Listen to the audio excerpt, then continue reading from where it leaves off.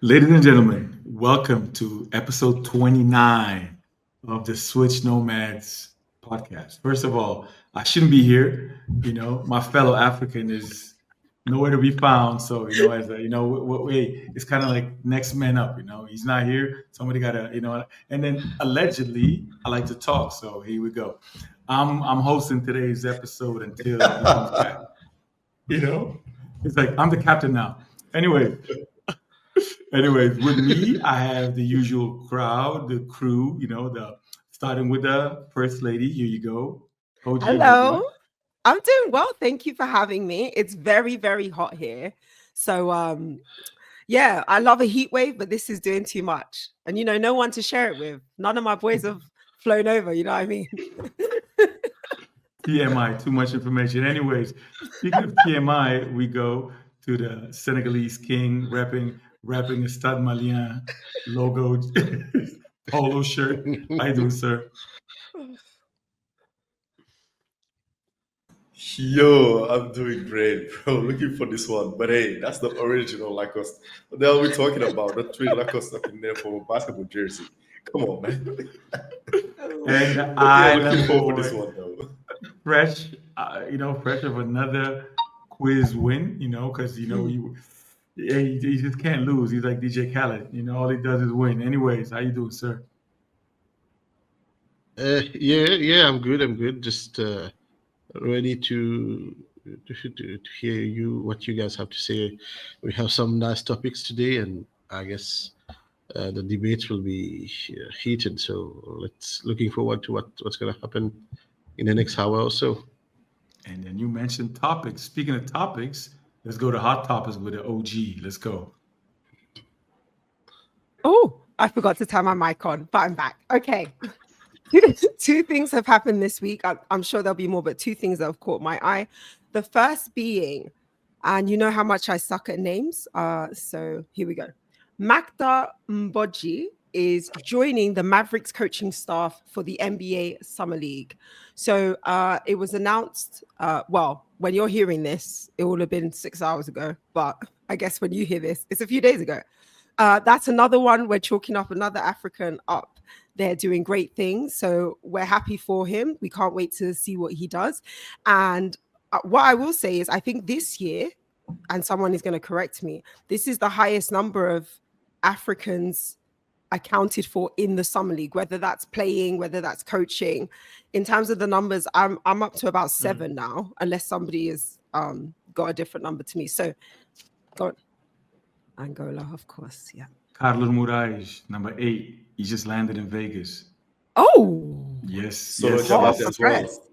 Solo Who? also, yeah, true. Solo. Solo Solo's Jabate as well. Jeez, okay. Well, we up there. If you didn't know about us, you know about us now. Okay. So it's good to see our people thriving and surviving and going out there and representing us. So shout out to all of them. The next piece of hot topic. So I don't know how many of you know this. This came across the news desk of Africa Basket via the Mali Federation. So I'm going to read what I translated via Google Translate. So bear with me. Essentially, the Mali under 19s girls who are going to be playing in the FIBA under 19s World Cup have been denied the visas that they need to take part in the final stage via Czech Republic. So this means, or essentially, the following people have tried to intervene in this situation: the Ministry of Foreign Affairs, the Ministry of Sports, FIBA, and the Spanish Basketball Federation, who acted or who offered to act as a transit point to the Czech authorities.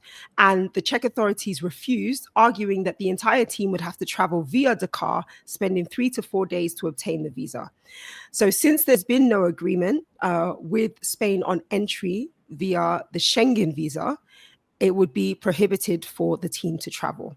Therefore, the whole team will then not be able to travel and meet their obligations to play in the Under 19s World Cup.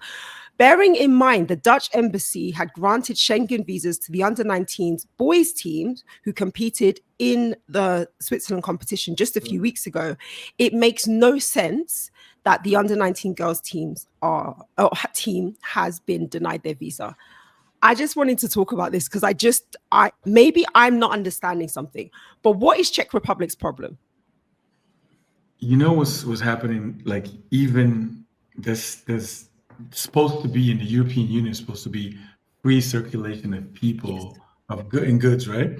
They having like some checkpoints now, no pun intended, but like in on the way to Poland. I think Poland. You got here in Germany. If you go Mhm. on a highway, whatever, if crossing the Polish, German Polish border, there's some checkpoints now. You Yeah. because allegedly there's some they say some asylum seekers. There's some like illegal immigration, whatever. So they trying to fight that with this measure. I don't know about the Czech Republic because I know Germany borders a bunch of I think it's 9 countries if I'm not mistaken. Czech Republic got to be one of them. So I got to do a little bit more research, but it makes no sense, If the boys were granted, why can't the girls? And also, my thing is that if I understand it correctly, Spain offered to be the go-between. The Spanish Federation was like, "Hey, let's let the girls play," and the Czech Republic still said no. Which means, as a European Union, they're not even in agreement with each other as to what they're going to let happen and not let happen. Djigo. And then it's a competition, man. I mean, if you know that you won't grant visas to people, to players that are going to play in a competition, why would you organize that competition? Like for real, I don't know if FIBA did something or took action, but it doesn't make any sense to me. I mean, the boys did play in the World Cup, United World Cup here in Mhm. Switzerland. So why won't the girl can't be able to play? And do you I know what I mean, find? you Sorry, I didn't mean to interrupt you, but just no. quickly, don't you think it's really strange? No hate before anybody comes at me, but Mali hasn't done anything to nobody. I don't see you not granting visas for people in Israel or people in there are countries who are at war right now. They're throwing bombs at each other, but you're still granting them visas. So, what is the actual issue here? What is the problem? What are we doing right now? Because it's just to me, it just looks racist. That's what it looks like. Yeah, yeah. Because I, I, I w- I I was don't about to see say it. another reason unless I've misunderstood the translation. I don't speak French, but I don't understand their reason for this. It doesn't make sense though. It's just racism at its finest because you're granted visa to the other countries and other players as well, and then now you just refuse because it's an African country, and maybe it's a measurement that you're taking to fight immigration, but it's not how you're going to do it. It's just a competition. It's an international competition, so it doesn't make sense to me. To be honest, it's just racism at its finest. Jonathan? Yeah, I've been speaking to some people around uh, in Mali after I read that piece of news, and just so you know, what's their take is that uh, yeah, they still haven't got a clue why this happened. Okay, they still don't know why and how this could happen. But it's interesting to note that in return, Mali is starting to retaliate against will start to retaliate against uh, Czech Republic citizens. They won't be having uh, access to Mali because of that. So Mhm. why it happened in first place? Like Djigo said, I think it's more of a racism thing, or but any country can deny you entry, and they don't have to justify any of the actions. So we might suppose we might sorry, we might be putting out any theories we want, Mm. but at some point, yeah, it's just their decision against what we think, and there's nothing we can do about that. That's the saddest point. We can't fight. We just have to abide by what they decide, and it's sad. That's the saddest part of a story.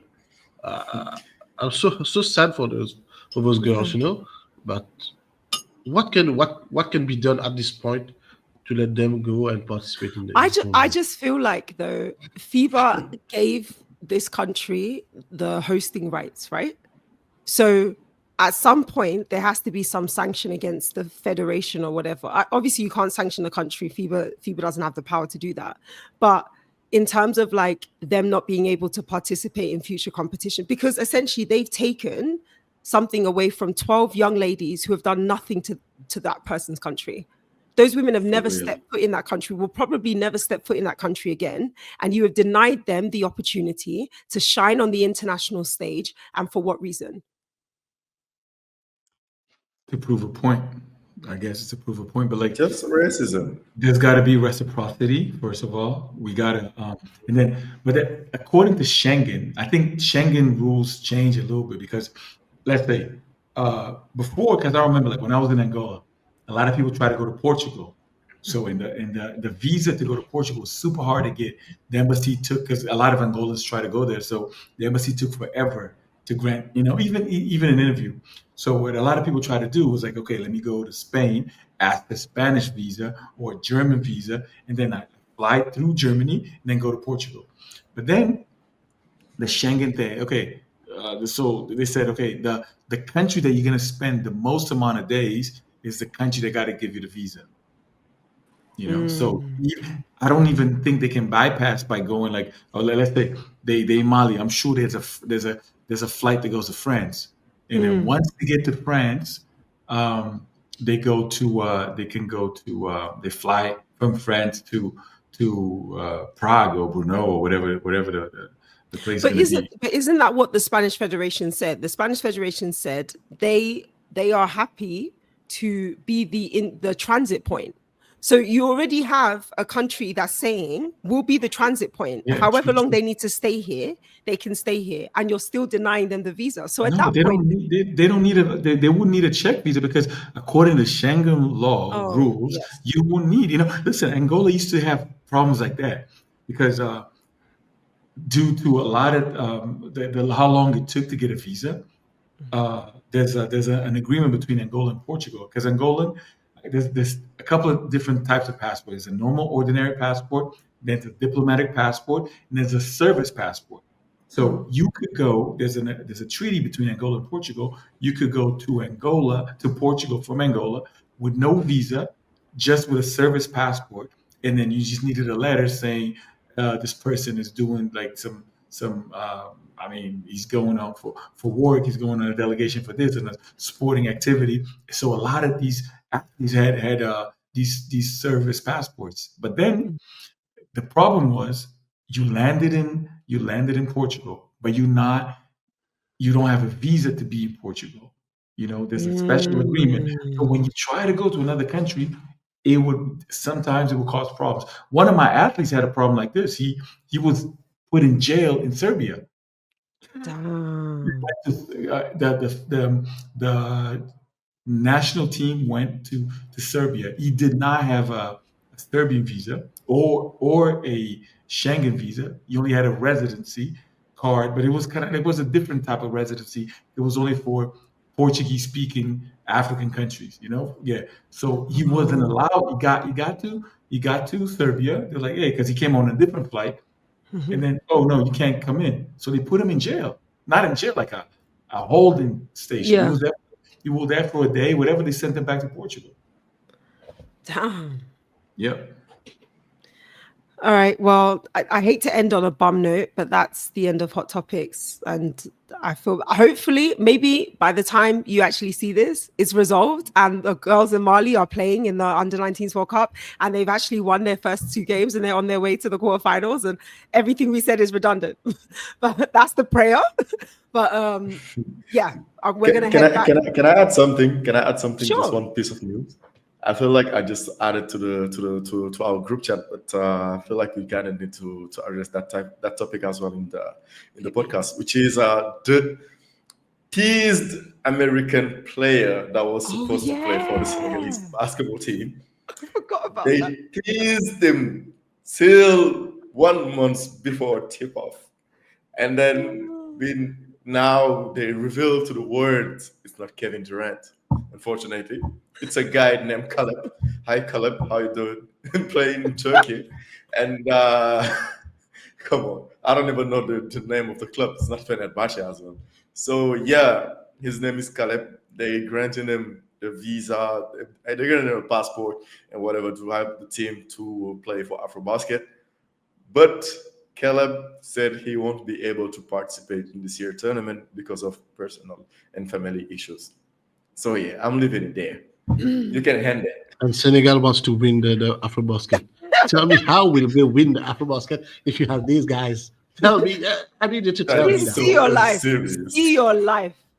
My question is, before you gave him a passport, did you not ask him what's your availability on August the this to Oh, September the this? Why didn't you they ask him his probably did. availability? They You should have probably made him did. sign And then tell them something. yes. Wow. If I was the federation, I wouldn't have even announced him. I would have been like, cool, secretly gone back to FIBA and been like, yo, you see that paperwork that I gave you like a week ago? Take it back. Just act like I didn't give it to you. I'm gonna give you a new paperwork in like 2 weeks. Just relax. And then sit on it until they found a new guy. I don't even know why you would announce it if the guy isn't coming. That doesn't make any sense to me. You could have They literally used picked him someone for else we would have months. never known. None of us would have ever known any of it. Now look at us laughing at you. No, but they You know went. what? There was a press conference. He said he announced it. Oh, we getting an American. No, Remember? that's fine. But why did they tell us the name of this American? They should have Oh, just, okay. you see what No, I'm saying? They should have asked for the paperwork back, switched it to somebody else's name, and then announced the new American. I tell you why. It's because somebody can tell the world. You see who we could have brought to the AfroBasket. Now think about who will be bringing. What? That makes sense. I'm Hey, our out. host is back. Our host is back. So listen, I'm gonna Oh, yeah, I'm sorry. gonna Marcel out. relieve myself from this burden, which is hosting back to back. Because come on, a brother got to rest. Anyways, back to you, Marcel. Thank you for coming. No. Before you start speaking, you're gonna get it. How are you half an hour late to host your own podcast? Let's start with that. Number two, how are you telling us 5 minutes before that you're gonna be half an hour late? Let's go there. Number three, why are you sitting there as if butter wouldn't melt? Huh? What are you gonna say for yourself, Marcelli? I guess the lady wants just to raise I don't know which issue. I wasn't 30 minutes late. Yeah, that's number one. And number two, I gave you my reasons. I just left the office a little bit late. Yeah, I'm 20 minutes away from the office to here. So please, guys, bear with me. But I'm here.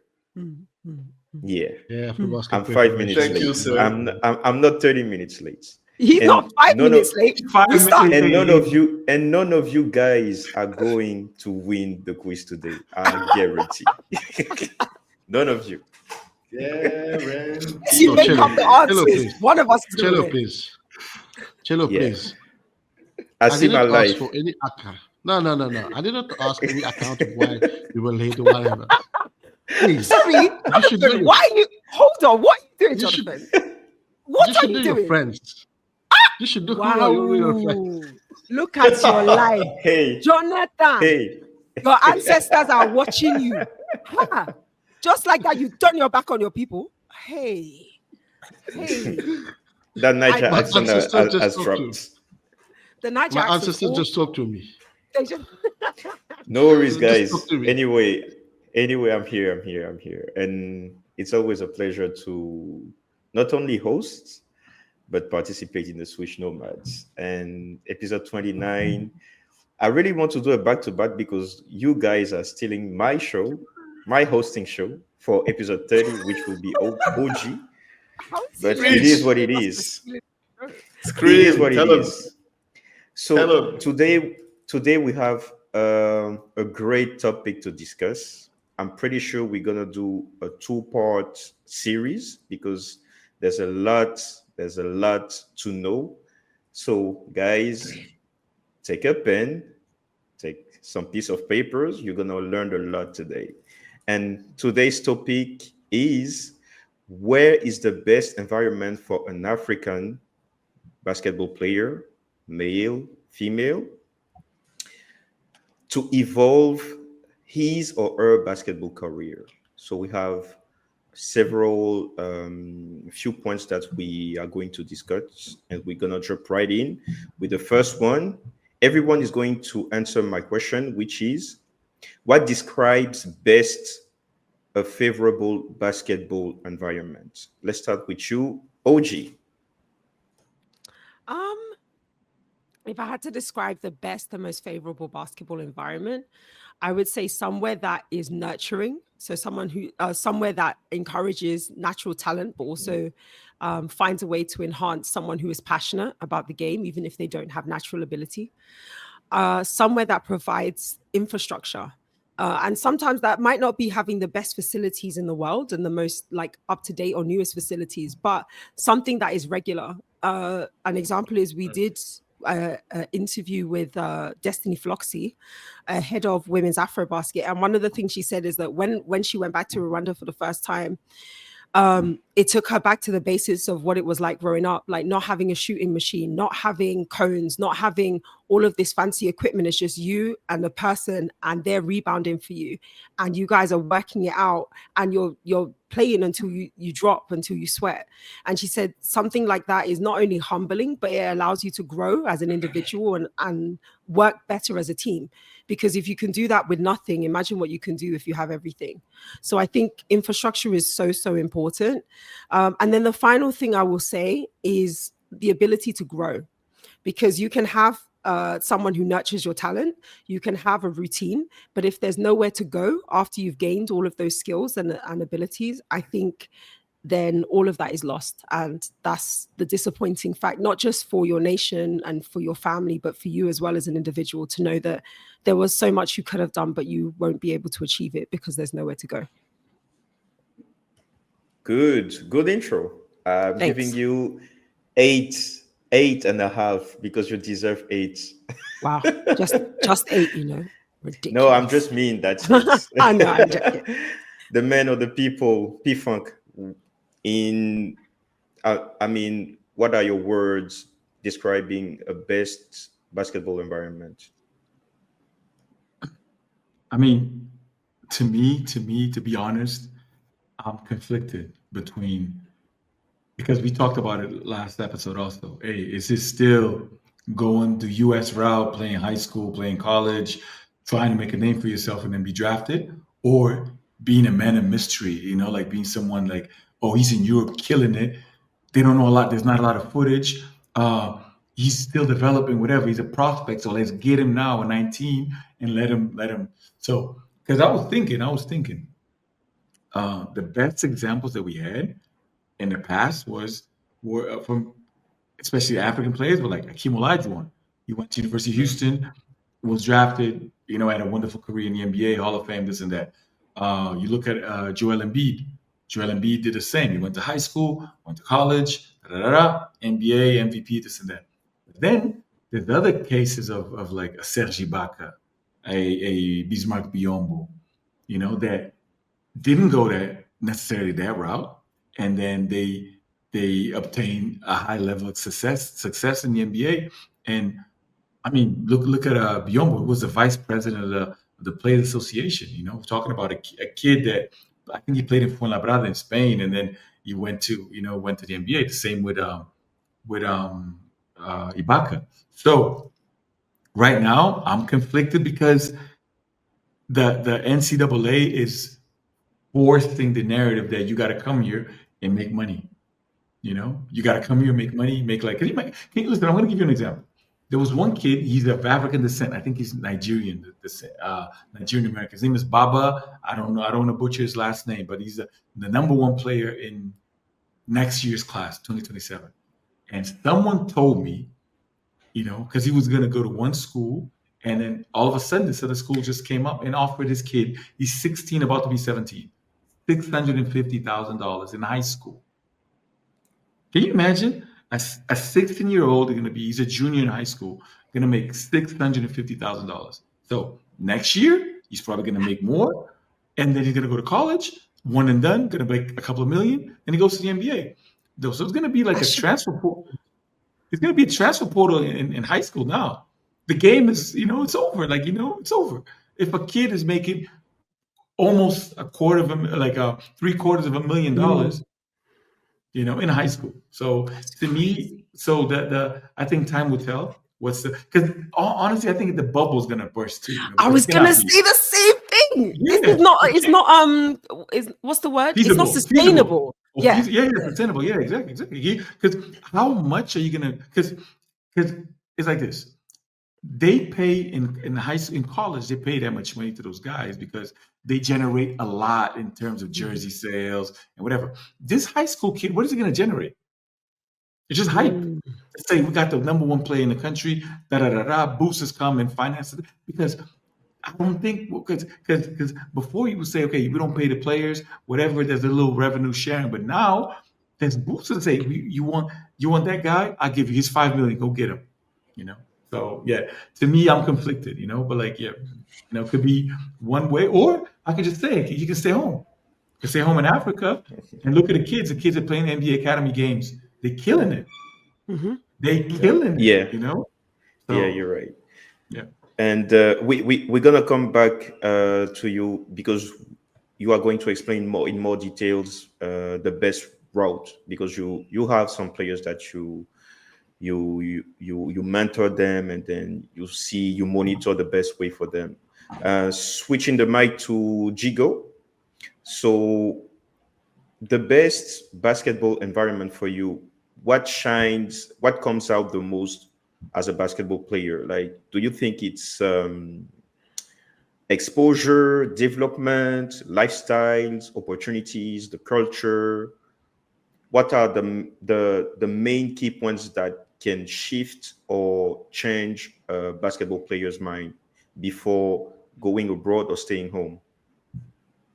Mm, so, I mean, kind of obvious, but now it's fading away a little bit, which is the American dream. So, when I talk about the American dream, it's like exposure at some point, which is very important for the players and the kid because, I mean, the goal for an athlete is not just to turn pro.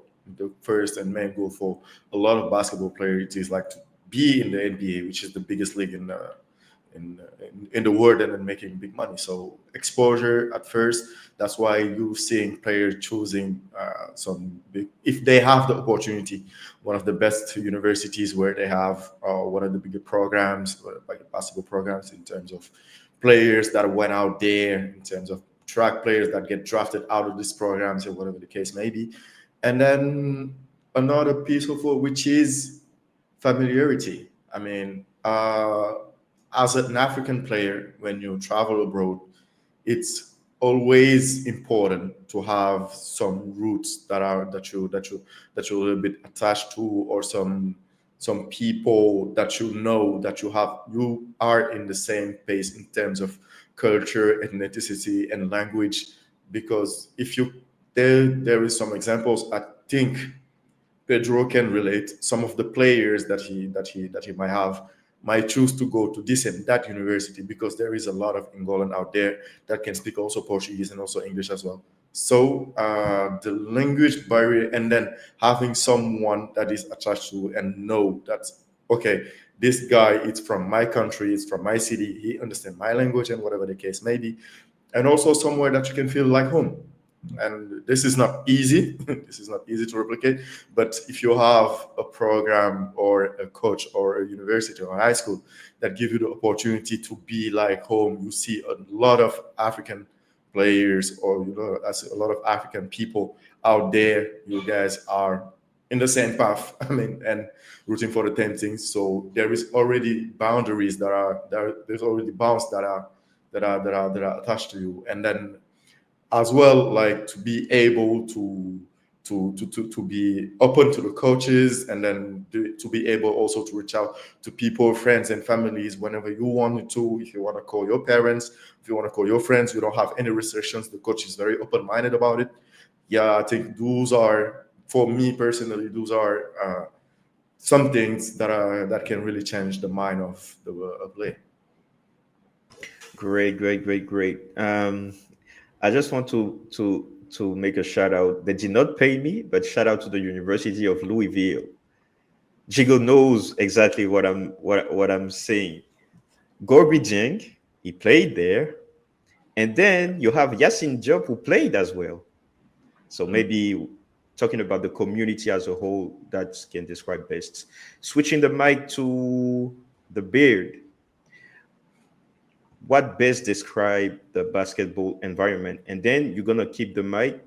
We're gonna go once you finish that. We're gonna describe more with OG the African pathways, everything African related in terms of basketball environment. We're gonna discuss about it. So the floor is yours.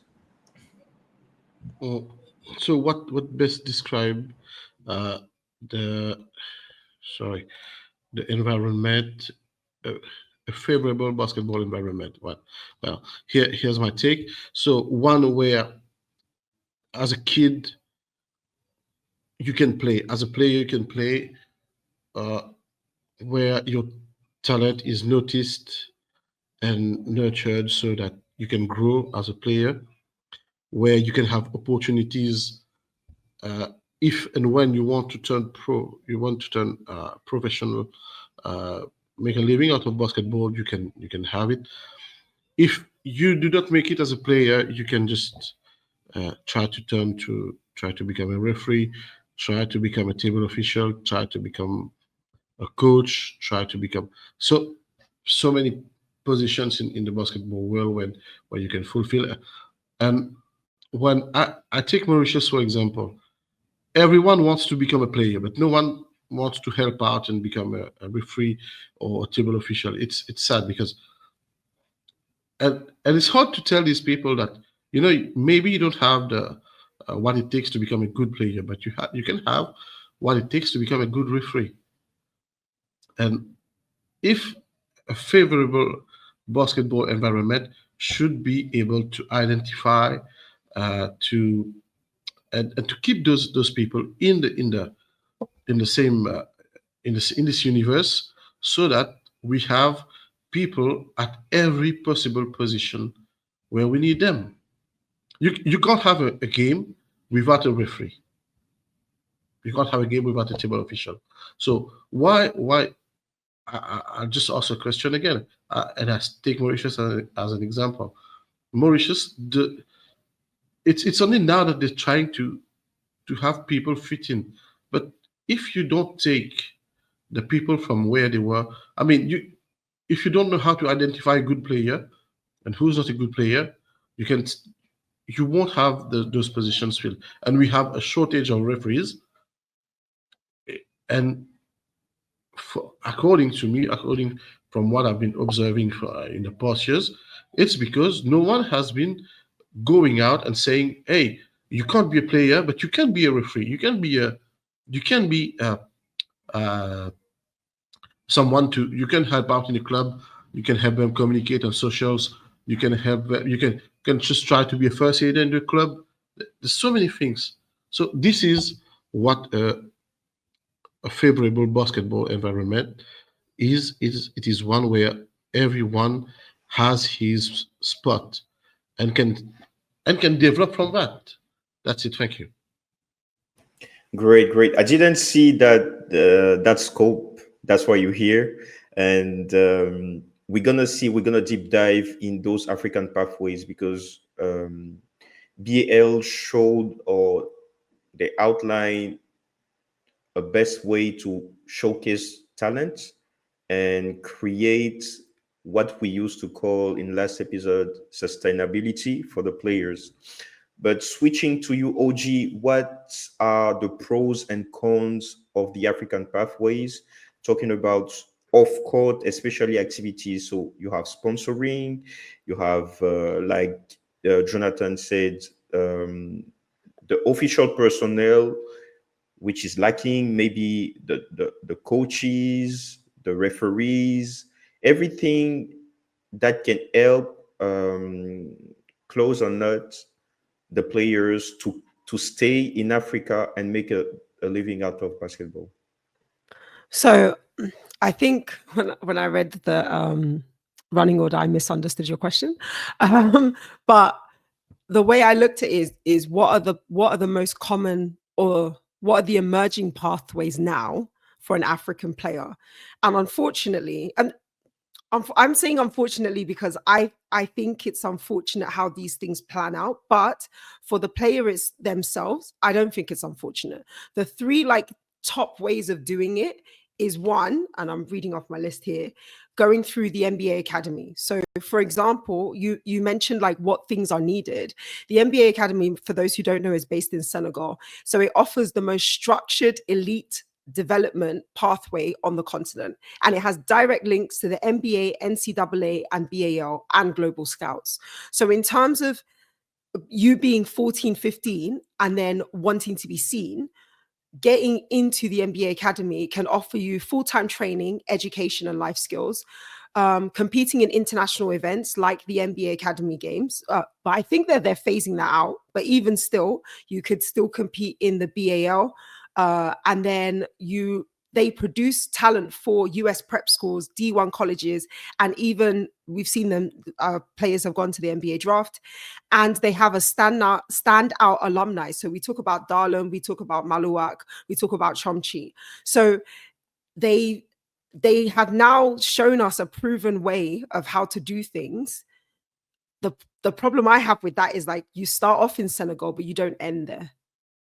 Do you see what I mean? So to me, it feels like it's not really like a real African pathway because it still ends up outside of Africa.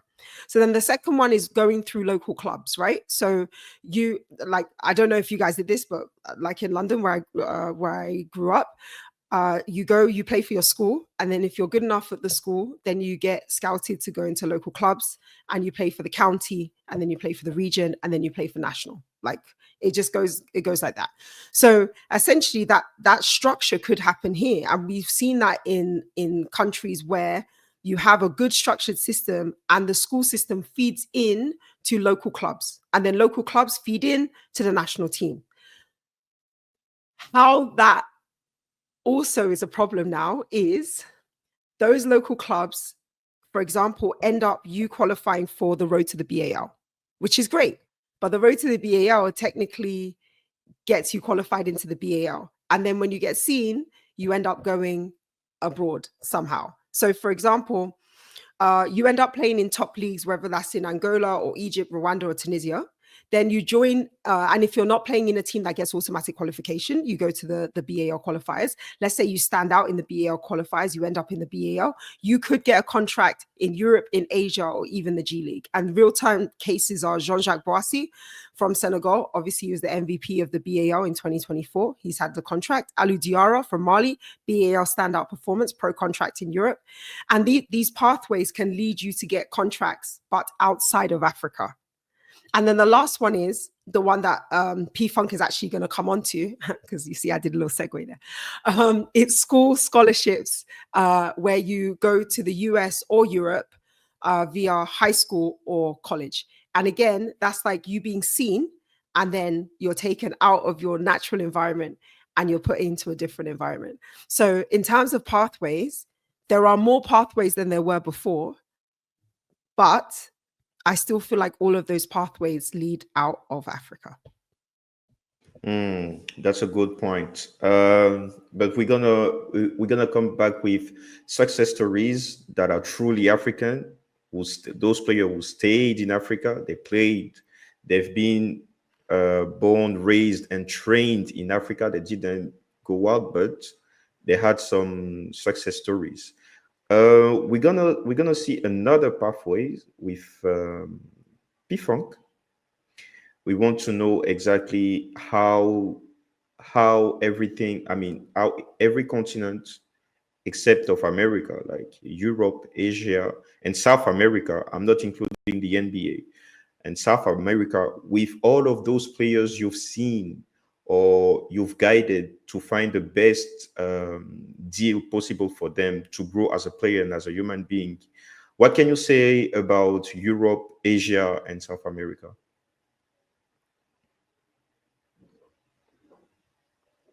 Cello, interesting question. Like Europe, Asia, and South America. Like let me give you a small example. Europe, they got, let's say Eurobasket, they got 3 divisions, under 18 and under 16. They got 3 divisions, A, B, and C, right? And I've seen kids being scouted at the U20 Division C going straight to college from Europe. Kids from Division B going straight to college. Afrobasket, we got what, 10 teams? And then the amount of,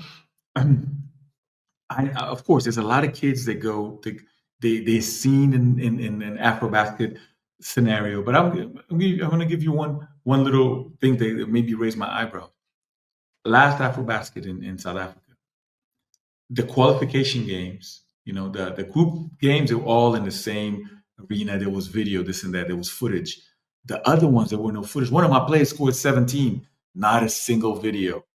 And I was like, see, these are the things. These are the things. Like I was watching, and the degree of eyes, like in South America, in Europe, even in Asia, at those competitions, they're a lot higher. So you're gonna have all these scouts being those in those because let's say America, you guys play like Puerto Rico, right? Puerto Rico, though, then it goes and play because I think they have Central Basket, Southern. They divide in case of because of geographically, and then they all play tournament of the Americas. They play the U.S., Canada, and all, so that Canadian kid that did his thing against the U.S. in at the World Cup, he got 12 scholarship offers after one game. So this is what we preventing these little girls from Mali to do, to be seen. So I'm just saying, like it's the one generation they're never gonna get it back. They're never gonna get it Yeah. back because I tell these kids, listen, hey, when I went to the World Cup, I say I wish Angola was here, but we didn't Mhm. make it. Because these kids are not being. Because the last time my country was in this situation was when Bruno and Sylvie won U16 and U18, and they blew up. That's when like we had like 4 or 5 kids in the states. After that, after winning AfroBasket, but if you don't win AfroBasket, then hence you don't go. You're not the top two. You don't play U17 World Cup. You don't play U19 World Cup. But can I I ask a mean, question? Just yeah, just absolutely. quickly. Do you not think that the World Cups are slightly unfair anyway? Because if you think about it, like Americas and Europe get more teams than Asia and Africa. So if they were truly being equal about it, they would give each region 4 teams, right? And you would still get and it would be the top 4 teams. So let's say whoever wins comes to defend their title, fine, Mhm. and then you lose one place from that region, and so they now get 3 spots. And then I think, like you're saying, it opens it up to the rest of the world, and everybody gets that chance to be seen instead of it always being dominated by European and American teams. Yeah. Um, 2022 U18 AfroBasket. There was 9 teams because one decided not to go at the last minute Mm. financial. I don't know what it was, whatever. They didn't go. So and you have like 20 in Europe Division A, Mhm. 22 Division B, and like 14 Division C. So being fourth place out of 9 and being the top 4 out of 20, there's a big difference. So I think it has to do with the rankings.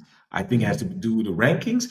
I think it has to do because look at even at a senior level, the last place teams were either Africa and then Asian. A couple of Asian, yeah. Yeah. You know, so unless we have a miracle, because come on, we could have had a miracle this time. Like Cameroon was beating Australia, right? Yeah. Cameroon was beating Australia. People go like, "Oh, it was that kid Duncan." It wasn't that kid Duncan because they were still winning by. They went to double overtime. You Yeah. know, Mali Crazy. beat Serbia. It's crazy. But Mali that's what beat. I'm saying. That's opportunity, is it not? They're able to do that because they've been given the opportunity to play against that caliber of team. If you're constantly playing B level teams, you're always going to be a B level team. When you graduate Facts. to play against the A level team, you learn how to adapt and then you become an A level player. But if African teams and Asian teams are constantly put as less, or not as less, but are given less opportunities, how do you expect them to grow and develop? And also, as a federation or as a country, why would you invest your taxpayers' money in a team that isn't going to go anywhere because the top 2 teams will always be Mali and one other team? You wouldn't do it. You'll be. And Oh, this is one point I just want to jump right into help P-Funk finish before switching the mic because the subject is really long. Sorry. If you really want guys to make a part two, just let me know so no. that I'll cut it short and then we can switch. But P-Funk, that's my question for you. Talking about coming back from what OG said to give the opportunity, what do you think about Europe, Asia, and South America as developing hubs that can help um, African talents? I know it's really complicated for young people to go outside if they are not taking the NBA academy pathways or find an agent who can help them go play pro. But for those kids who have either the two nationalities, like the dad or the mommy from Africa, but they've been born and raised outside, don't you think that playing over there can help a player or a group of players be a A-level player and then try to compete? Um, Marcel, I think I totally agree with you, and I will tell you something. Did you see the Cameroonian team? All those kids play for the same team, Academy in Varese in Italy. They play for the same academy. They Oh. play in Italy. They don't play in the NBA academy. They don't play in the States. They play in Italy. They should. I'm sure they're going to go soon. I'm sure they're going to go soon. I think Europe. Look at Barcelona. I watch the Adidas Next Generation EuroLeague Next Gen for the under. I think they under 18, under 19, Under whatever. 18, yeah. Yeah, yeah.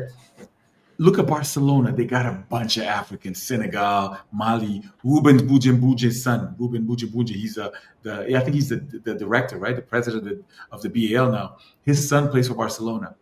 Top talent. Like he's like 210 or 212 or whatever. Super skilled player. I was like, this kid, he's gonna go to college soon. And he's so the route doesn't need to always be go to the States or whatever, because to be honest, to be honest, what are you going to teach you in the States? You're going to go drop step, dunk, and block shots. That's what they want us for.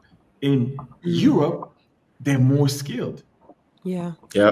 Very true. Very true. The bigs are more skilled. Honestly, because Pau Gasol learned to be a big in the States. He wasn't a big. He was to be a wing. He was a forward. Mhm. He became a big in the States. Look at the way Jokic plays. Jokic plays like he handles the ball, whatever. So in the States, they want a traditional big. The blocks, and then you mix it up with the Americans now because listen, Brazil is a great example. Kids are being drafted to the NBA straight from Brazil. They Crazy. go into OTE. They go into and of course Puerto Rico and then now speaking about America, like the continent, Canada. They are Canada. They're gonna be a force to be reckoned with. And I don't know why Akeem Olajuwon's son is Oh, playing for I was Canada. gonna say it. I was gonna say it, but I was waiting for somebody else to say it first. Like, what the hell is that? Actually, what the hell is that? Because when I saw it, I thought it was a different Hakeem. It must No, be it's not my it's Hakeem. No. Not the my dream. It's the Hakeem. dream. The dream. Yeah. I Yeah. I was so upset when I saw it because do you know what it says to me? And I think it says to other Africans, other Nigerians, is the dream doesn't believe Nigeria is good enough for his name. That's what it says to me, because he was happy to let his son choose a different nation. And maybe it's the thing that your son is born in another country and this is what they know and whatever. But then it's down to you as the parent to instill the values, to say, like, this is what I did. This is what my name means. And then to see him wear that jersey, it really hurt me. And you said something then about the director of the BAL's son also plays for somewhere else. Barcelona. Barcelona. Yeah. I just thought, like, all of these people that then become successful, right, for whatever reason, is there some type of trait that says to them, now that I am being successful, my child will not play for the country that I'm from? My child is going to go play for somewhere where they can win medal. Tell me if I'm wrong, because that's what it feels like. It feels like they just decide that we're not I'm not going to let my child do that. I think the best I don't have any children, but I believe like I believe that parents want the best for their children. Talking about basketball uh, as a basketball career, if there's a kid who's about to start his basketball career journey, they need to have consistency. They need to be consistent. They need to play a certain amount of games per year to remain in Mm, that level in order to try to compete.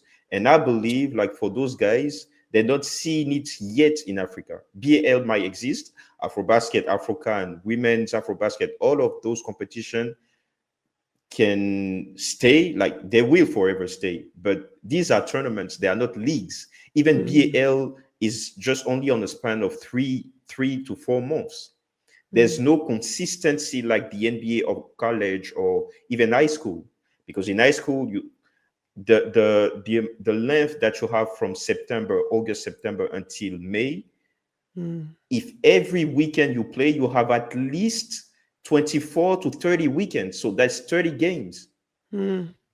Yes. So based on that, for a year, we talk about consistency, and only consistent player are recognized. Like they can go far. Very true. Very true. But It we're gonna still hurts switch. though. But It what? still hurts. Yeah. Hey, but It and hurts. It and and hurts. and and then what about representing your country in international competitions? Thank that's And the you. that this that's is the this is thing. like this is That's the club thing. level. This is club level. Yeah, Like yeah, yeah, yeah, yeah. playing But club, that's you the one can play I in just want to France, switch Europe, to and whatever the you. case may be. Hold on, my bro. Hold on. Oh, Definitely, we're gonna do part two because we're gonna end with Joe and Jigo with that question. Jigo, you're gonna tell us more about the culture, like the environment. We know that you used to be close to those Senegalese players who are much more recognized, like in Africa, playing in the NBA and Europe. We want to know what does it feel as a player to have language barrier, um, being new in a new community, find I mean, do or make baby steps in order to fit mhm. in the new culture.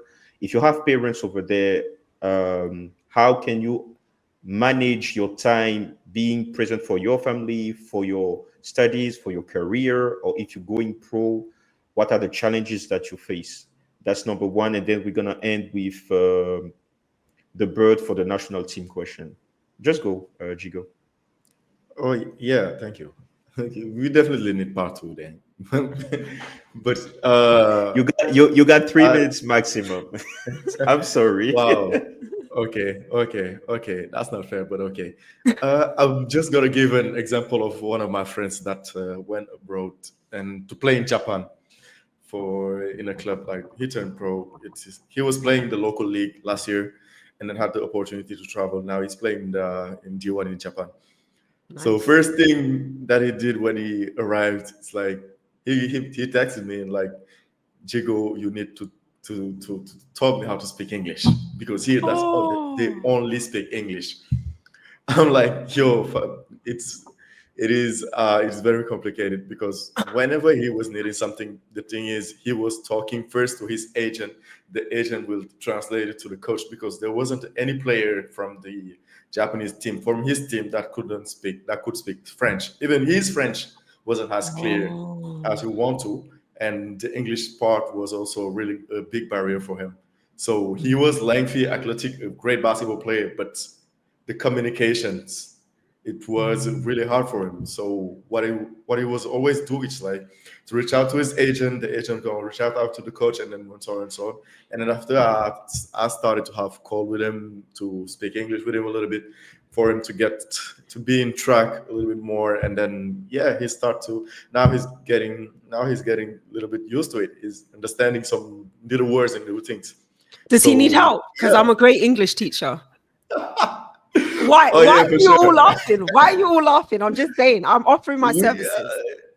for Jeez. sure, yeah. No, but Yeah. yeah, just to be fair, I feel like English for an African player that go and play overseas, the language barrier is really something really big because you still have that educational part that is really missing especially in the Francophone Africa. If I'm really talking about the Francophone Africa, like Senegal, Mali, Cote d'Ivoire, Cameroon, and whatever the case may be. So the language Cameroon is first. bilingual, right?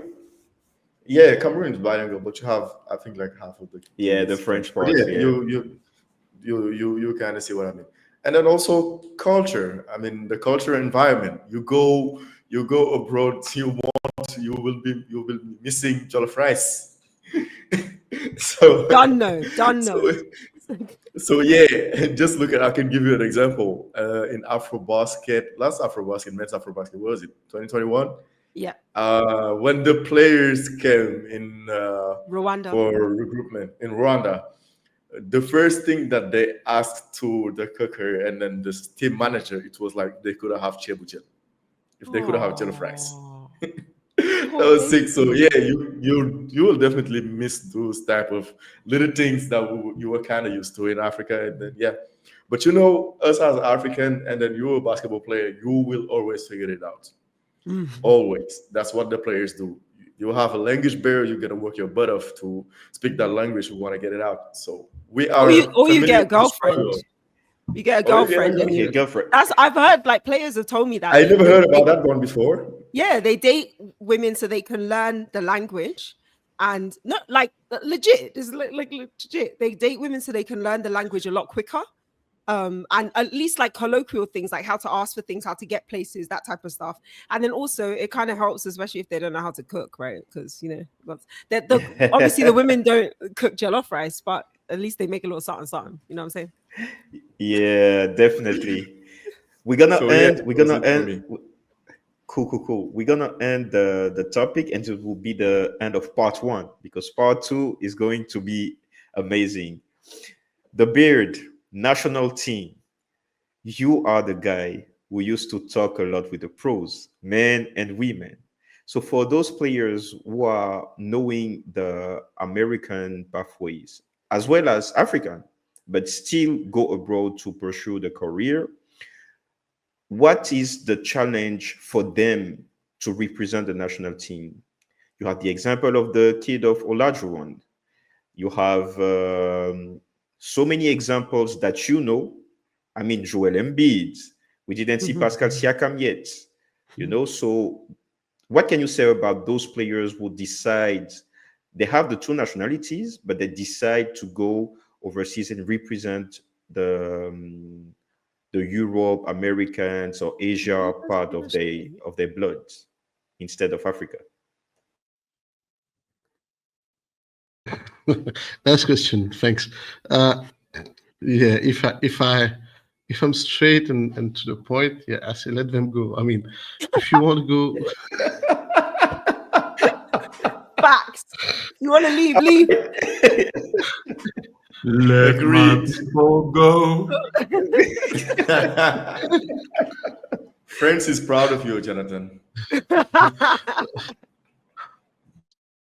because okay, let's be honest.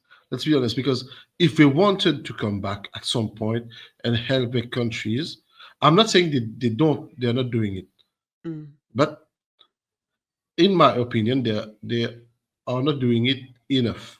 Mm.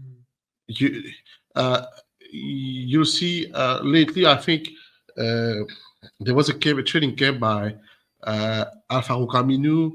Mhm. Uh, I've heard that Ada Wailonu has been running training camps. These people have been giving back to Africa, what to their countries, what these countries have given them. Okay, Mm. and this is what Africa needs. This is what we need as a continent. We need to have role models to look up to, and I mean, people cheering on Joel Embiid and Pascal Siakam and all that is all nice, but do they ever have they ever set their foot back in Cameroon, in any other African countries since they became stars? I mean, Embiid chose to play for the US in the Olympics. Man, come on. Facts. Someone Facts. is mad. I don't think it's even mad. It's No, just like he made his choice, so everyone we should just live with it. yeah, like just True. just before you were saying the Olajuwon kid, he was born in Canada, so he decided to play for Canada. That's But if ever, you all know what I think about it.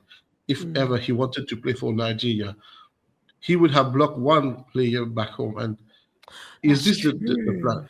Is this the plan? So It's a good point. there's something that the federation needs to look up to as a decision they must take. But that's not my to tell not mine to tell them what to do.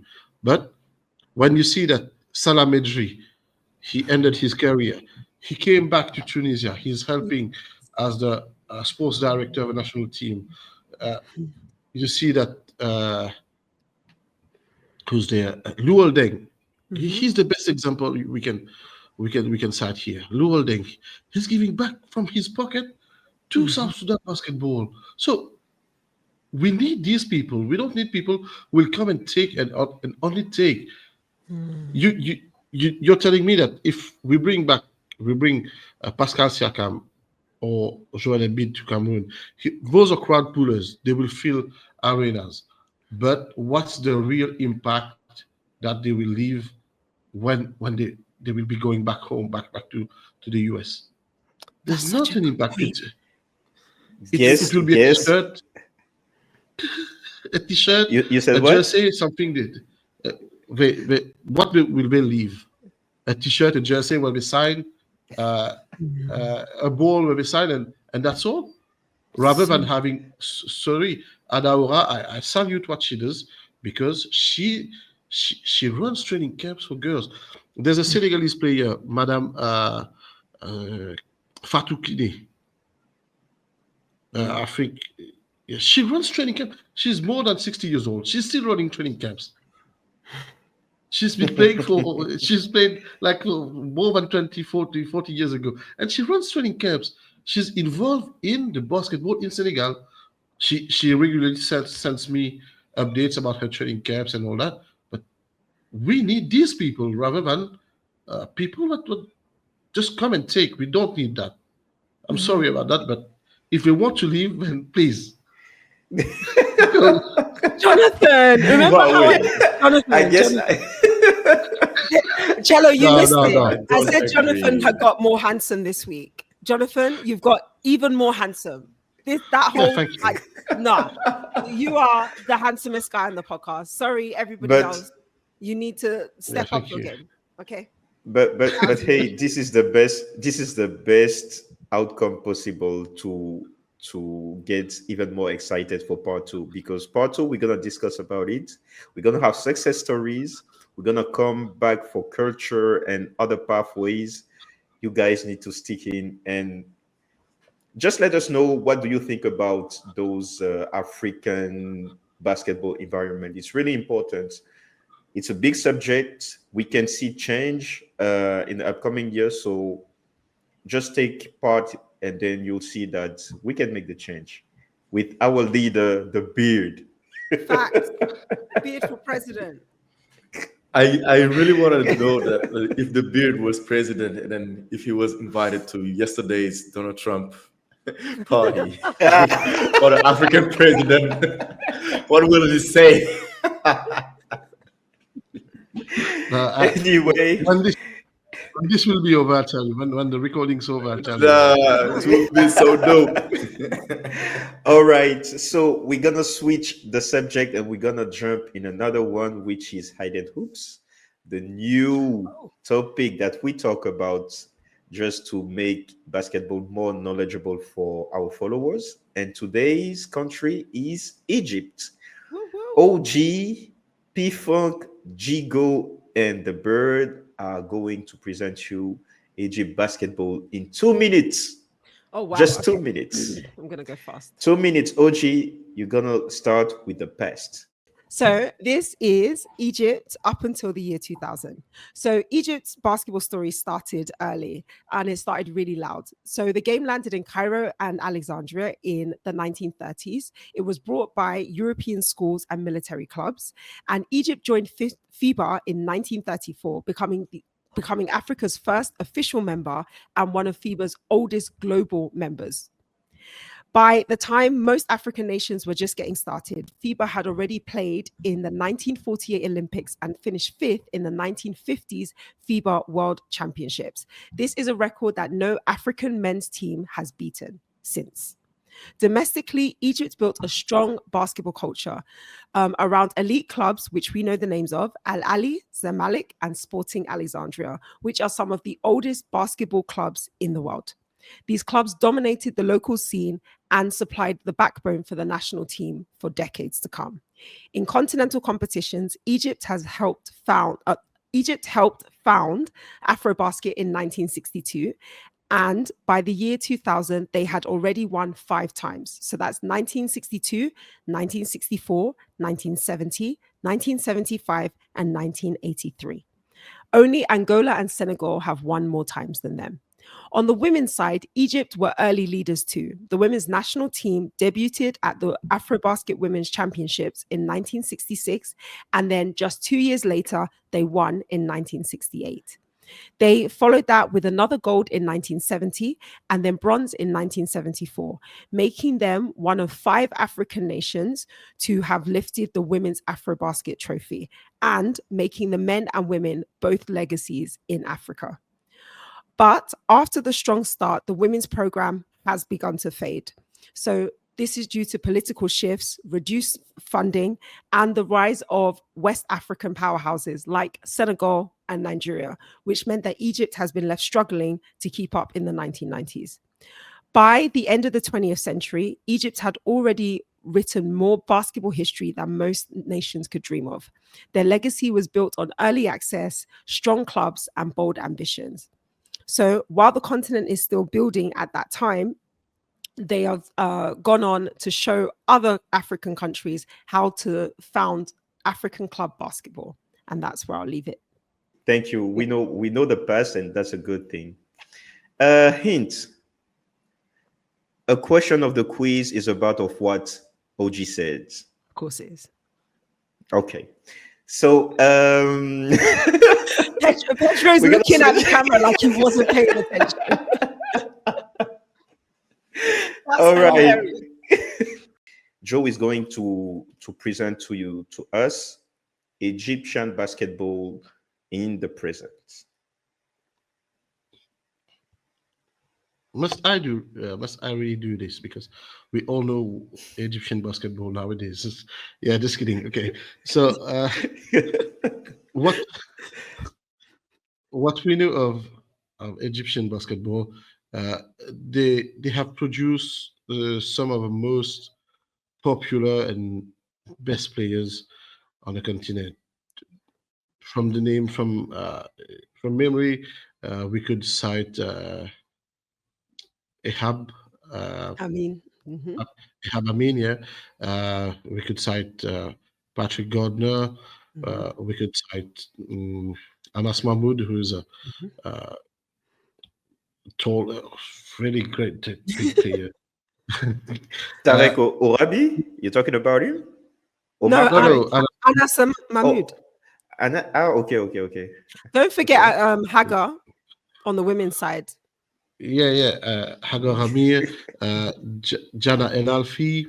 Oh, yeah. Yes. Yeah, up and coming players. Rim Moussa, Nadine Mohamed, who just I think announced her retirement as a player. If I'm not sorry, Chilo. Chelo, what'd you say? You're on mute.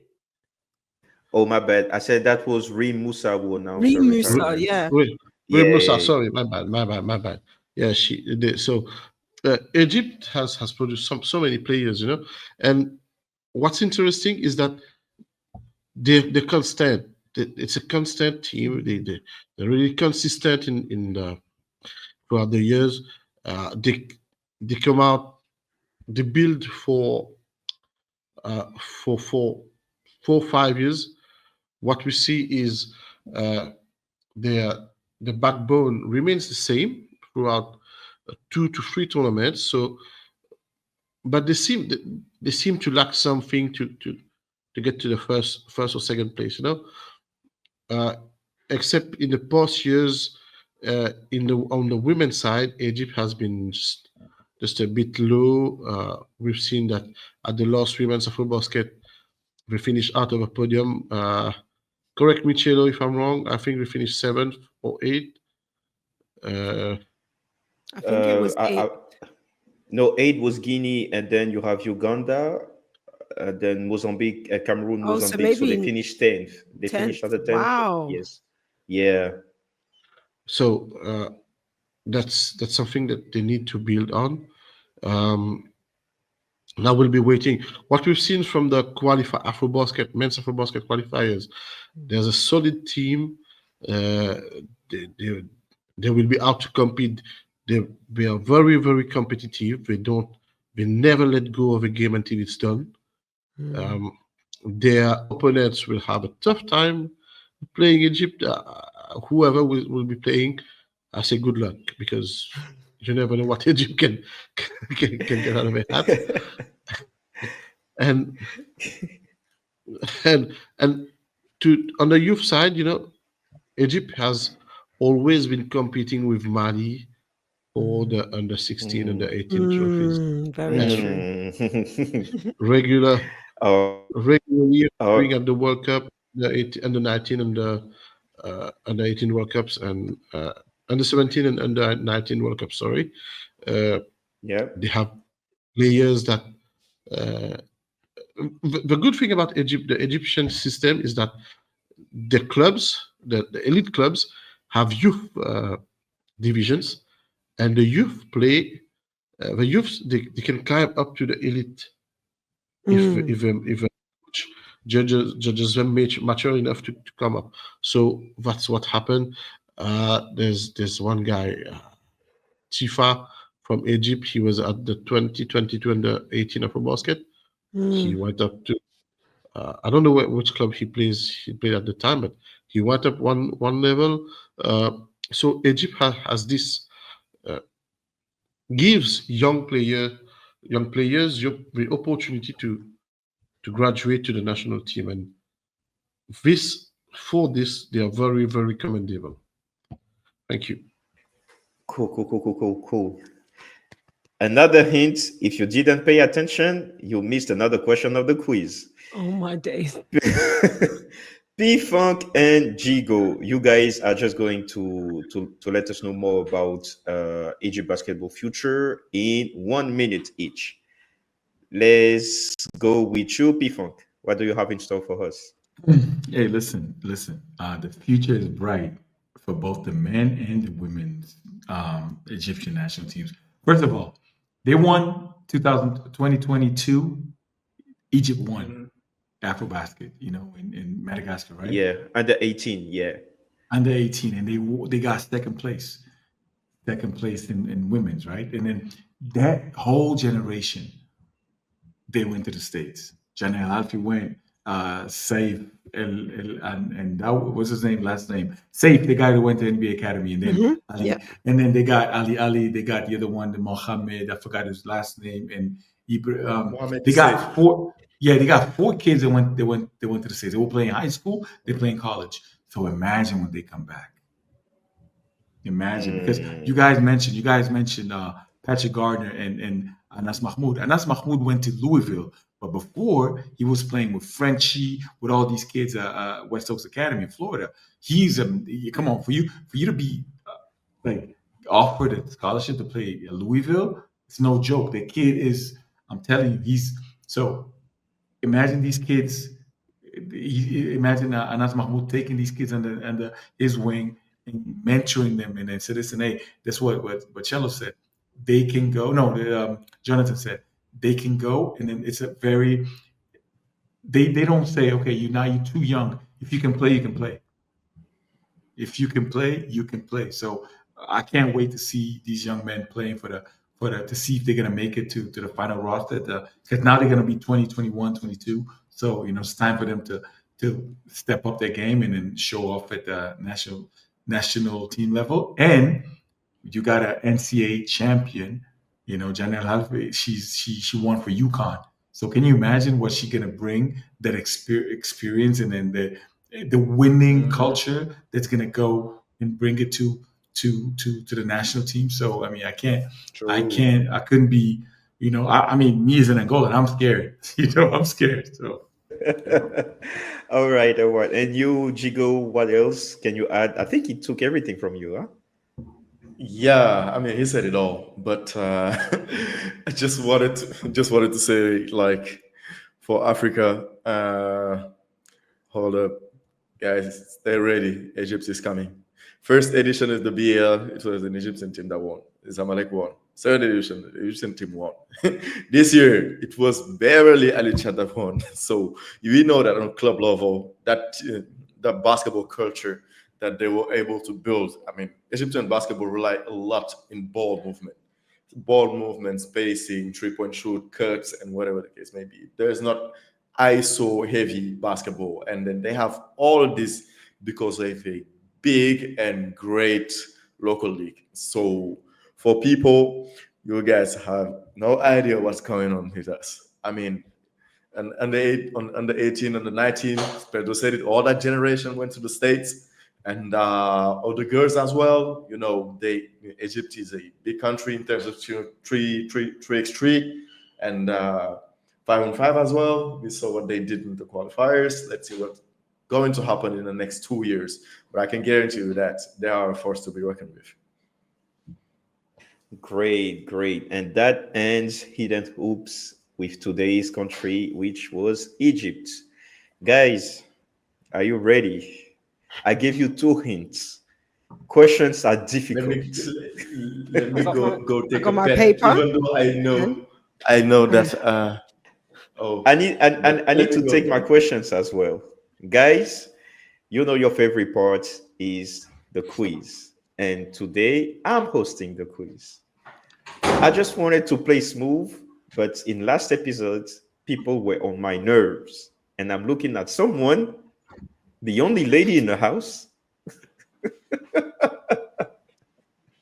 Yeah, You were on my you were on my nerve last week. So of my course. questions of today, they're going Yeah, to be really, really difficult. of course they Jigo are. left. Jigo left the chat. oh, for everything left. No, he's giving us a head start. Guys, So you can start. You can start. no, let's just wait for him as well. I'm But just where did he going to go have now? he went to take a sheet of paper, I believe. I need He to take my doesn't questions as well. need. Oh, he's cold. Pedro, you think that did I hear you? I heard you. I'm saying that you gave us a head start. You also said that I don't need a paper because No, I you would don't need lose a. anyway. I didn't say you're gonna lose. I say you don't need a paper because you're gonna get it off top. That's what I said. You're a freestyle rapper. You're a battle rapper. You don't write the Lol. rhymes. Mm. If I have 2 points today, I declare myself that I won. Wait. One question. How many Yes. questions are there? Should be How many many questions? questions do you want? 18. 5. Wow. 5. You want Five. 5? questions. You want 5 Yeah. questions? Yeah, we All can right, do all this in right. 5. Okay. Are you In, ready? I'm ready. 1893. Who won the World Cup in 1893? Exactly. That's my question. Which African team only participated in the World Cup? No, I'm joking. But let's go. Question number Okay. 1. You better joke. Question number 1. Since 2007, Oh Lord. Oof. pay attention. Since 2007, Senegal never missed the All-Star 5 Afrobasket women. Mm, True or false? 627. Since 2007, Senegal never missed an All-Star 5 in the Afrobasket women competition.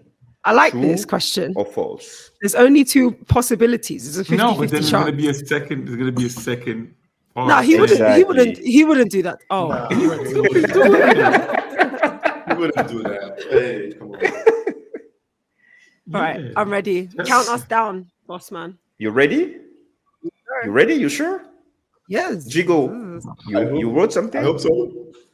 Yeah. Okay, I 3, want- 2, Blank. Can't see it. 1. Show the answers.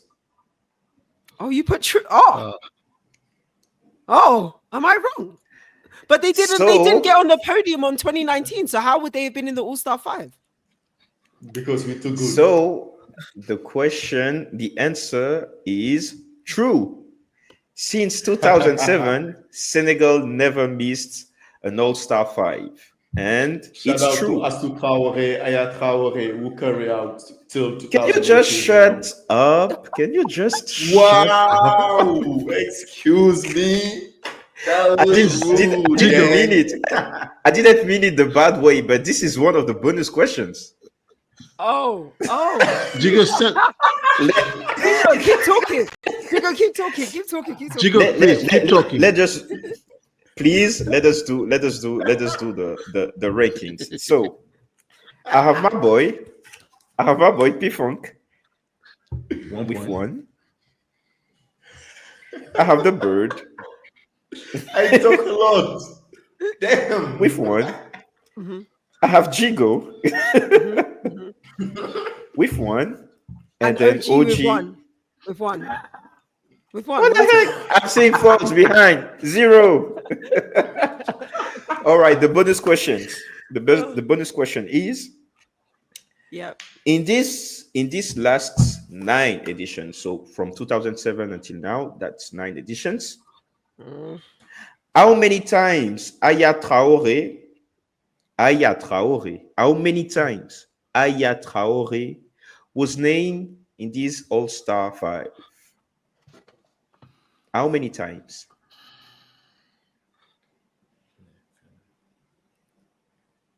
Okay. I'm just guessing it. I'm gonna guess 2. I think Nah, I've I'm got gonna 1 guess. too high. I think I've got Jonathan's gonna get it right, obviously, because why would he Yep. miss? Guys, It's always guys, Jonathan. let me help you. Let's pay Mhm. attention. I said since 2007, Yes. and I said in the last 9 editions. Yeah.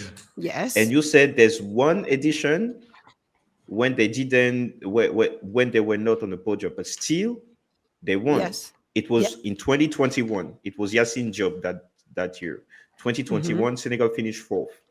Mhm. So with all of these key points, just make sure to have the number right. And then another hint is that Aya Traore said in the press conference in the last flash interview in 2023 that it might be her last Afrobasket women. So That That doesn't doesn't help. answer the question. That doesn't answer the question at all. I say it helps. It helps. It's how many times has she been in the All Star 5? Not Yes. how many times has Senegal. So assuming that she wasn't in the All Star 5 all the time, out of 9, you're just gonna guess, innit? Like, Hold Yeah. on, let me help you once again. She wasn't in 2023 and she wasn't in 2021. okay, thank you. So that leaves That, 7. that doesn't. So- That still leaves so- 7. Yeah. Are you guys ready? 3, Yeah. Yes, sir. No. 2, 1. Show the papers. I'm gonna go with Carlos Moraes 6. I got 4. 5. Jonathan? What's Jonathan? no, Joe? I'm out. Jonathan, I'm just out. pick a number. Just pick a number. Just pick Any number. Okay, he didn't put any Okay, number. He okay, didn't right. show. Wait, No, wait, wait, wait, he wait, picked, wait, He wait. picked 7. 7. All right. At least we all picked a Guys. different number. Guys, this one is obvious. The only guy who found the answer right is a Senegalese. Oh, for Pete's sake. Yo, listen. Talk, In between, So- we got Astu Traore, you know. Don't talk now. Aya Traore Don't talk too won much. the All-Star 5 4 times. Guys, So- do you remember me saying that I think I've gone 1 too high? That's exactly what I did. I picked 5 instead of 4. So I should get half a point for that because I knew in my mind I'd gone 1 too high. I picked Okay, 3 too so- high. Okay, Djigo is having 2 2 points. 1 1 0. Okay. Oh, wow. Yes. Well, you don't need to Next. emphasize the 0, people. No. Okay. 2 1 1, not 1. Okay. Okay. I Seriously. gave you the hints. I gave you the hint in the hidden hoops. You guys need to find this. Question number I 2. won't. Hit I me. wasn't following, gang. Of course How you were. many African teams or African countries, if you want, participated in the FIBA Under 19 World Cup tournament? When? Since its creation, how many as a whole? How many African countries? God, how was that in hidden hoop? That wasn't in hidden hoop. You talking about? No one said that. The the Nobody bonus actually said question. that. The bonus question is in hidden hoops. What are you talking about? Like Wow. since the creation of under 19 World Cup, Right? men or Yes. women? Yeah. Which Oh, my one? bad, men. My Men, bad, okay. men. Okay, so Yes.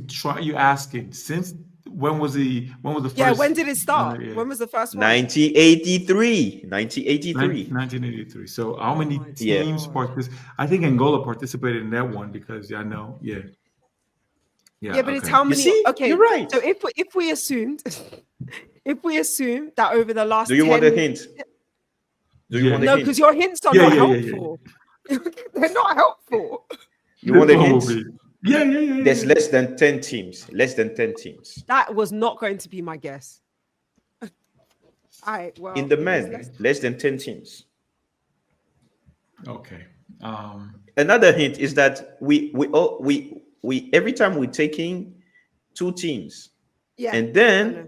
then and then you guys also you need to make sure that most of those 2 teams played have been under 18 African championships Champions. champions. Yes. Well, Yeah. Mali has always won most of it, so Mali's a definite.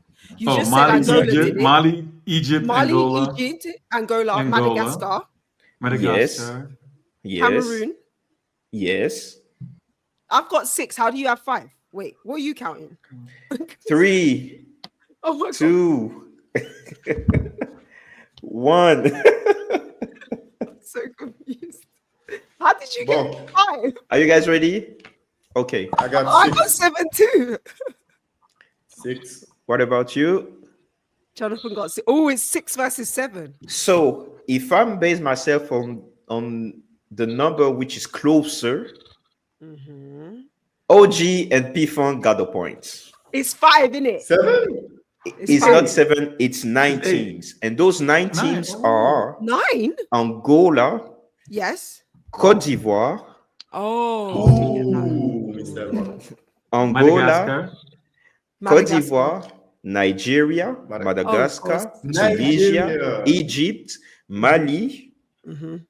and it remains 2, huh? Cameroon. Cameroon, Senegal. and the last Senegal. and Senegal. Senegal. Yeah. These are the 9.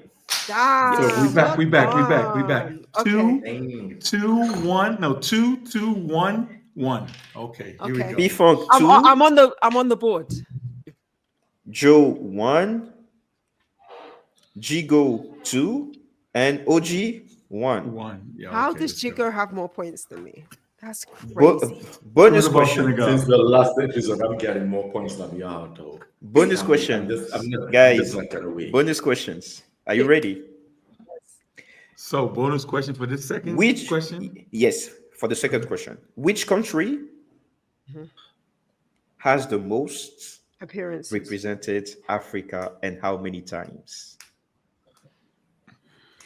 So between those 9 teams, between those 9 countries, there's one team who represented Africa most of the time. Which country is it and how many times? How many I think it's appearances? either Mali or Egypt. That's Yeah. my thinking. It's gonna be one Then of write those. it. It's Right. Mali. If I 1 put point. Mali or Egypt, you'll give me a point if either of them are right. That's my Nope. negotiation. Nope. No, Marcel, let's It's talk like a about true or this. false. Yes, let's talk. Yeah, let's talk. Let's talk. Can we talk? How many representations? Yes, for another point. I'm gonna go rogue. Okay. 5, Wait. This is tough. Hold on. 4.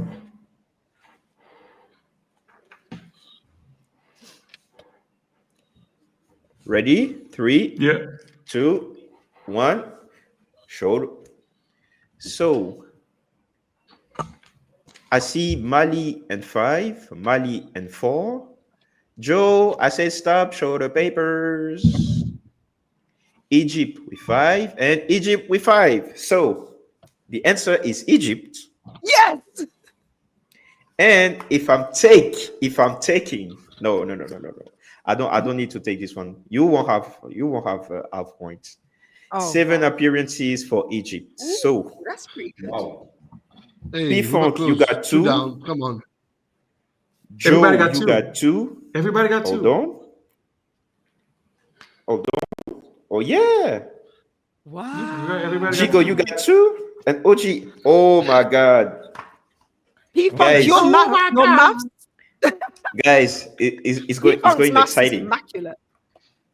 All right. All right, let's go. I'm ready to win. Right, we're back on Tiebreaker with bonus points. Mm-hmm. Hey, Yo, how many you questions? right. got Is too it many, another? you got too many bonus points. He Man. said it was Question 5 number 3. questions. Question number Oh, 3. okay. This is only 3. Which African country is the only one? Is the only one? Not 2, 1. Only one. Which African country is the only one to participate I know the question. and win Yep, I know it. FIBA Eurobasket? Got it. If you're a real fan, you know it. And even if you didn't listen to Hidden Hoops, I left it out on purpose because I thought you were going to put this in as a question. And the bonus question is going to be on what year, and I can tell you that too, bro. Yeah, but this one is easy for you because I did the history, so obviously I know. She gave the answer already for that African team. I will collect my points now. Are you guys ready? Which 5, African team? Which African is the team? What do only- we mean by that? 3. What do you mean? What do you mean? The question is clear. Which African country is the only one to participate and win the FIBA Eurobasket? Zimbabwe. 5, 4, 4, 3. 3, 2, 1. Show. Egypt. Hold on, OG. Hold on. You don't need to put the year. So Egypt is the correct answer. So everyone is having the point. So we got I feel 3 like you for made everyone. it so easy. But we all saw the thing. We actually right now the same thing. So No, you can't. Bonus question. What did you see? Bonus What's question. the score? Pay attention. What year? What's the year? What's the number though? You don't know the number. Give me the number of participation. Huh? Give me the number of participations for Egypt. Mm-hmm. The number of times they played Eurobasket. How many times they did play? And the year that they won. Okay. What? That's a good. Is it like a That's a 2-point good How question? many times? How many Is it times? 1 point? 1 point. Is it 1 The point year for that every they time? won. Okay. 1 point. Do you guys know why Egypt was playing in No. Eurobasket? Do you want to know? It wasn't Educate Yes. us, please. Didn't they go? Yeah, go ahead. Oh, Cello, are you not going to tell them? Educate us. Oh, sorry. Okay. Back then, Egypt was part of the European basketball zone. The way they had drawn the lines at the time, that part of Africa was not considered as Africa. It was considered as Europe, and that's why they were able to play. Really? Until date, they are the only team to have won titles in two In continental. both, Wow. Yeah, in any two continental Wow. competitions. Crazy. Amazing, isn't it? What we can do, us Africans, it's amazing. All right, guys. Number of participations. Hint. We're talking about Eurobasket. And then we talk about Egypt. So is it in double digit? That's all we need to know. No, it's No, not. single Of digits. course, it's not. And you Okay. said, and you mentioned the year they joined FIBA Africa. Yeah, I did. So it's less. So you gotta do the math. It's less than 10. Yeah, it's less than 10. 3, 2, 1. Show. Sorry. Okay, you got 3. Shit. P Funk. It's a little blurry. You got I 3. think it's and 6, say no? 1999. You got. 6. I got 6. Oh. Okay, so number of participation. The closest number is coming from Djigo. What? How? Djigo, for this you have, Hey, because the number of participation is 2. Oh, How? not No, three. I had 2. How? hey, I I had 2 said at 3. first. I said 3. I said 3. Cello, Okay, I okay, said okay, 3. okay. Cello, Okay, I okay, said okay, 3. okay, Come on. okay, okay. Oh, hold on. And Jonathan, let me win. Let me The- win in peace, bro. Dang. Did he get the year right? No. No, Djigo didn't get the year right. He had 47. He had 47. No, the year is 49. oh, the year is 49. I got the year So, right. Oh, so Jonathan gets 2 points. Oh, Cello, Jonathan Cello. got both. Oh, Yeah. come on. No. Hold on, show me. Please. Show me. it's 40. Yeah, he got 1949 and 3. Oh yeah, he said. Okay. So, 2 points for Jonathan. 2 points to 1 point for the Jonathan. rest. 1 point for the rest. is that big Yeah. 5? Djigo is not last. to my ears. Is No, that what big do you 4? mean 5? He has 4. No, I said Everybody had Djigo. 2. But everyone I said had No. 2 Djigo. before, right? Yeah, but Jonathan has 4 because we all had 2 points before, and you just added 2 points. That means he's on 4. Yeah. No, He said 5. That's what I'm saying. Everyone got 3 before the bonus, right? Oh, everyone had because 2. the answer was Egypt. Fighting- So then we Oh, all Fighting got 3. Egypt? Yeah. Yes. 5, Okay. 4. 5, 4 for the rest of us. Okay, 5, 4. Yeah. So Okay. P Funk, you got 3, right? As well as I got no. I got With 4. Egypt as the answer, I got- that makes 3, right? Yeah, we all had 3. So now Yes. I got 1 point. Me, Djigo, and OG got 1 point. So it's 5, 4, 4, 4. Yeah. Yeah. So Joe is having 5. Oh yeah. Are you guys ready? This Are you is the guys last ready? question. Yeah, last question, and we need Okay, to close it cool. out. Last question. Damn. This is easy. Like, this is really easy. Really easy. I don't Pay want to Easy or attention. our easy? Of Our define easy. Not my easy, but everyone's easy. spell Matthias easy. Maddy. Now, I guess Jonathan will have that one. You want to kill P Funk. So here's the questions. spell Since Eli the Ranjaman Ponyona. But yeah. Since the creation Oh Lord. since the Since creation creation of Earth. yes. Mankind. No. Of the FIBA Africa Under 16 African Championship. When was that? Women. Oh Don't Lord. don't care about the year, but since the debut of FIBA Africa Women Under 16 African Championships, Mali never went to the second place. True or false? What? Djigo, do you not understand the question? Has Mali ever placed second at the women's under 60? Wait, under 16s or under 18s? Women's. Sorry. Under 16 women. Under 16s. Have they ever been Women. second? True or false? That's it. True or false? Nah, I feel Gotta be like a that trick one is question. It's a trick question. Yeah. Because then it'd be like, when did they place? Whatever. 5.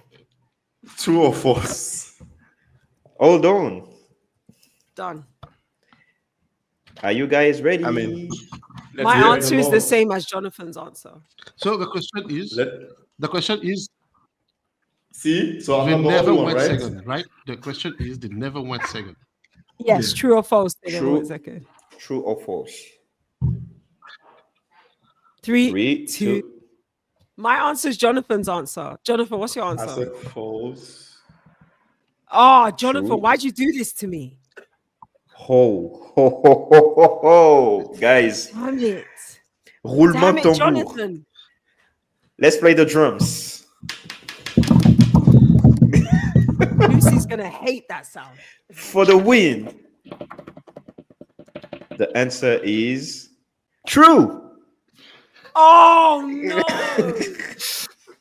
In your face, I lost it, but I wasn't live. In your Really? face, in your face. So 8 times. Mali never They won went everyone. second. They've They, won they every won single one. everyone. So Joe, you got 6. P Funk, you got 5. And the rest got 4. OG, you got 4. And Djigo And got 4. So Djigo. Djigo's last. No, I'm not last. it's not last. You- It's not last. I'm You not share the last. last position. You No, share no, the no, last no, no, position. no, no, no. I will always be on top. I am a winner. God will never let me fail. So I did not come last. Djigo came last, and I'm on top of Djigo. Hold on, Let's hold on, let's hold go on, with that. hold on. Just answer that question. What is your name? What is your name? OG. OG. Jigo, what is your name? That's Djigo. no. Stop it. How do we spell Jigo? With D, Shut right? Shut up. Shut up. With Shut the up. D, Shut yeah. up. How do we spell O? OG. How do No, we it's spell? with an A. It's an A. It's actually spelled with an A. I don't understand what you're talking about. It's an African All accent. right. It's ah. All right. So Colo, today's clo. ranking. The So streak today's ranking we continues. have. See you live. Oh, for every, Christian Colo, clo. oh, for everything continues. But congrats for today's winner, which is Jonathan. Hey, but I'm coming. I'm getting better and better. Yeah. Yeah. Better and better. You getting played. better and You better. got points now. Yeah, you got play. You got points. And now I'm getting Feed points. Oh the my gosh. beard. The beard is crazy. He's got his own brand. Feed the beard. Yeah, he's so into it, man. Exactly. Feed the He's so beard. into So it, man. Lord. today has been amazing. I had a lot of fun with you guys, but it's time to wrap things up, and we need to ease our friend, my personal friend, my intimate friend, Lucy. I just wish that one day, maybe next episode, if she has time, Lucy, please come and join us. I mean, come and join me live. Why is A he Come podcast and join date? me live. What? This is what What we're is- doing now? It's not a podcast dating date? show. So you just want to have the podcast with you and Lucy? Is that what I'm understanding? No. Everyone is You know- going to be there. See, God's willing, Okay. everyone is going to be Oh, there. he likes And watching. I'm just everyone going. to, and we're all And going I'm to shut going to- our mics. No. And I'm let just you going go. to take care of our special guest, my friend. Yes, All right, guys. all right. wait, All wait, right, wait, man. wait. Do you This is too much. do you remember? Do you guys remember when we started the podcast? I said that this podcast at some point would turn into a dating podcast. Yeah. Look at me. I knew it would happen. Fact. You did, OG is yeah. a pioneer. OG is a pioneer. What's up, Me, JJ? I didn't. What's up, JJ? How are you? Fancy, handsome. I mean, what can I say? Dressed, nice dressed, nice hairstyle, nice everything. What can I, I say? just- Dating podcast And, is and then wild. you are warning from afar. You are warning from afar young Senegalese ladies who are having a crush. It's like, I'm just going to do like a huge block. Like, no. I'm just going to do my Dikembe Mutombo. No. But hey, the beard. Let's just see and confirm in the upcoming, in upcoming episodes. The only guys, I mean, the one Jigo is not taken yet, ladies. You know Oh, the I tried. procedures. I tried to set Djigo up with a lovely lady, and he didn't make the moves. I did everything in my power.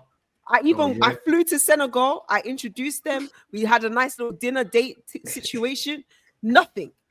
I That don't was know. I, it. I don't know how much No, more no, I no. can set you up, bro. The thing You is, gave him the alley oop and he fumbled the bag. Yeah, there that's was what I'm saying. no. Hold on. There was a commercial break, and then she left. What Jigo Oh. didn't say to everyone is that they're playing basketball together.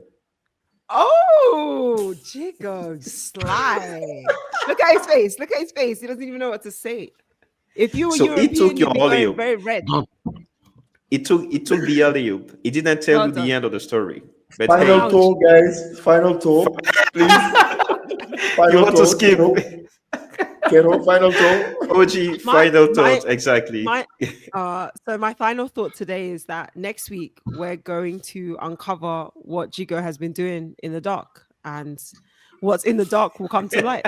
Thanks so much for listening, and we'll be back for episode 30. Episode Dirty 30. That's what it's gonna be. Dirty 30. Dirty. My final thought. Oh my Dirty god. 30, Djigo uncovered. Jigo. See, that's Oh. the title. Dirty 30, Djigo uncovered. Secret story comes to light. Yeah, he got home court. He got home courts. My boy. My If you watch boy. this, my boy, Boy. if you watch this, ladies, you know the procedures. The man is free. He's The not man free. is looking. He's- The Oh, man he's is talking about looking. himself. Yeah. No. I'm not talking about me.